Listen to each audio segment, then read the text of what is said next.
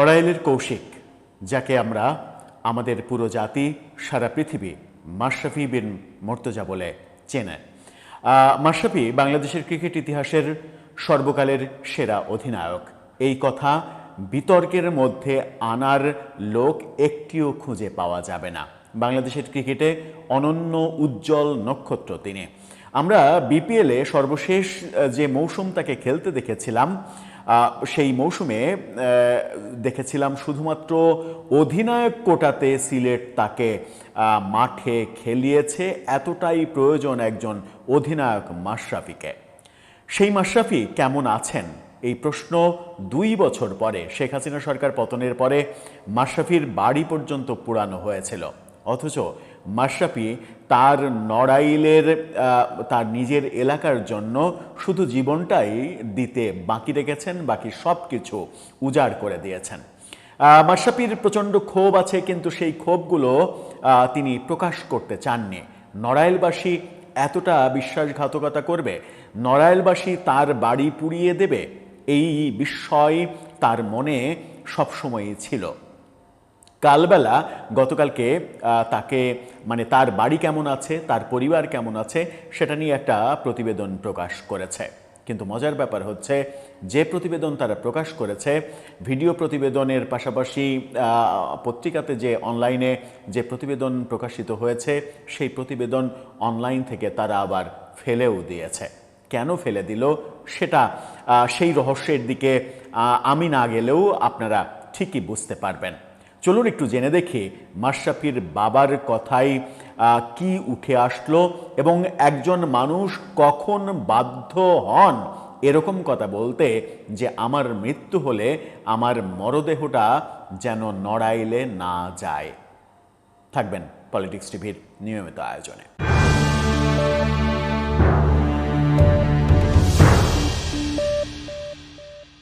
যে নড়াইলে গেলে তার ছোটবেলার বন্ধু মুচির কাজ করে, মুচির দোকান আছে, সেই মুচির দোকানে গিয়ে মুচি বন্ধুর পাশে বসে আড্ডা মারেন, হাসি ঠাট্টা করেন, একসাথে খাওয়া দাওয়া করেন।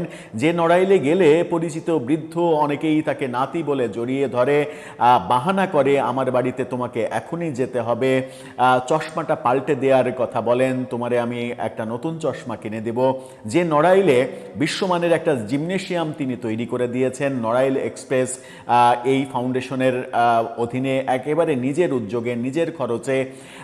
মাশরাফি নিজের মুখেই বলেছেন যে নড়াইলের জন্য আমি 5 বছর সময় পেয়েছি, 5 বছরের সব কিছু করেছি, শুধুমাত্র আমার আসনে একটা বিশ্ববিদ্যালয় তৈরি করা ছাড়া সব কিছুই করা হয়ে গেছে, কোনো কিছুই বাদ নেই। তিনি অনেকদিন আগে একটা সাক্ষাৎকারে বলেছিলেন যে আমি বিশ্বাস করতে চাই না যে নড়াইলবাসী আমার বাড়ি পুড়িয়েছে। এটা আমার পরিবারের, আমার বাবার অনেক সাধনার বাড়ি। সেই বাড়ি যখন পুড়িয়ে দিয়েছে তখন আমার কারো বিরুদ্ধে ক্ষোভ নেই, কোনো দুঃখ নেই, কোনো কিছু নেই, আমার কারো বিরুদ্ধে অভিযোগ নেই। হ্যাঁ, কষ্ট আছে, কিন্তু সেই কষ্টের পরিপ্রেক্ষিতে কারো উপরে আমার কোনো অভিযোগ নেই। এবং বলছেন যে আমি কার বিরুদ্ধে অভিযোগ করব?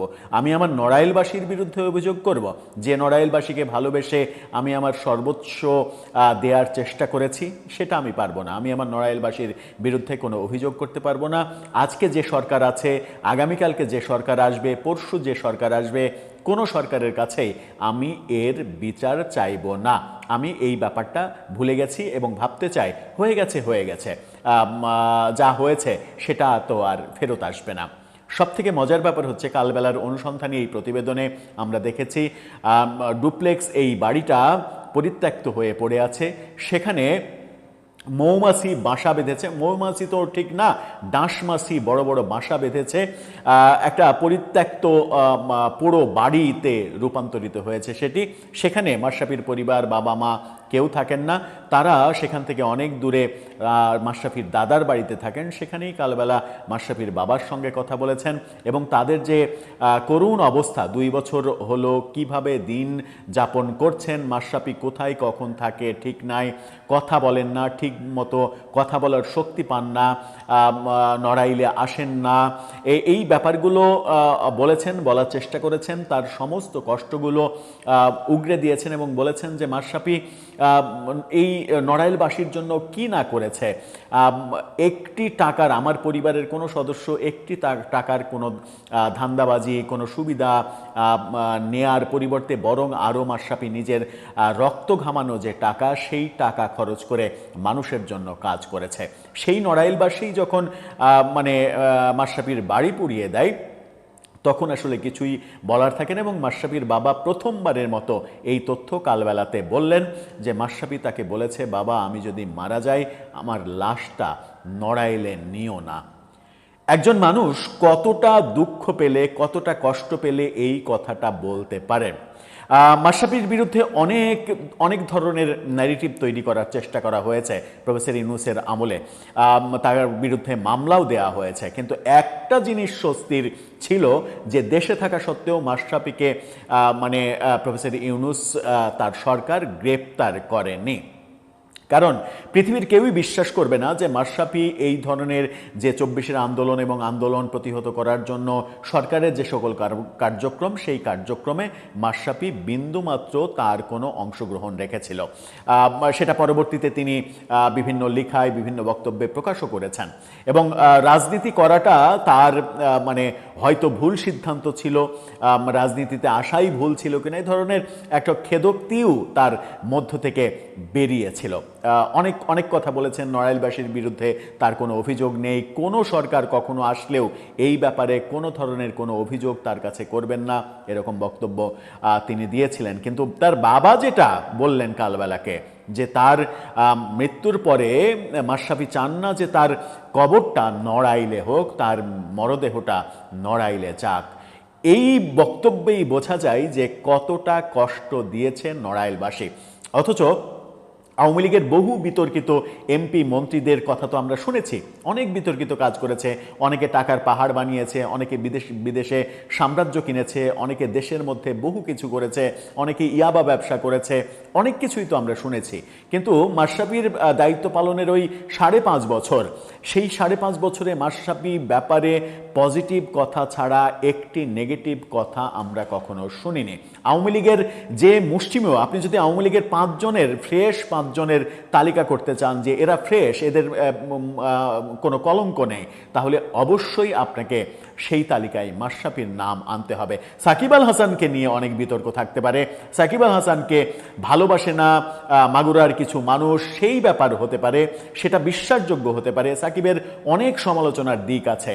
কিন্তু মাশরাফি, ব্যক্তি মাশরাফি, এমপি মাশরাফি এবং পরবর্তীতে হুইপ মাশরাফি, কোনো মাশরাফিকে শুধুমাত্র আওয়ামী লীগ করাটা তার অপরাধ এটা যদি না ধরেন আপনি, তাহলে কোনোভাবেই তাকে অপরাধী হিসেবে ভাবনার কোনো জায়গা থাকতে পারে না। কিন্তু মজার ব্যাপার আমরা দেখলাম যে, আপনারা কালবেলার এই শিরোনামটা দেখে নিতে পারেন, যে নিউজটা কালবেলা ফেলে দিয়েছে। আমরা গত রাত 3টার দিকে আবার এটা যাচাই করেছি, তখন আমরা কালবেলাতে এই নিউজ আর খুঁজে পাইনি। তাদের এই নিউজটা দেখে নিন, সেখানে বলা হচ্ছে, মারা গেলে আমার লাশটা নড়াইলে নিও না, বাবাকে অভিমানী মাশরাফির অনুরোধ।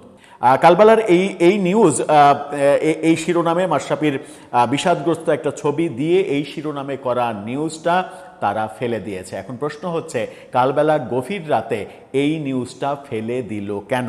কি এমন ঘটলো যে কালবেলাকে এই নিউজ ফেলে দিতে হলো? দর্শক, আপনার কাছেও সেই প্রশ্ন। এখন তো প্রফেসর ইউনূস সরকার নেই, তাহলে কেন এই ঘটনা ঘটল?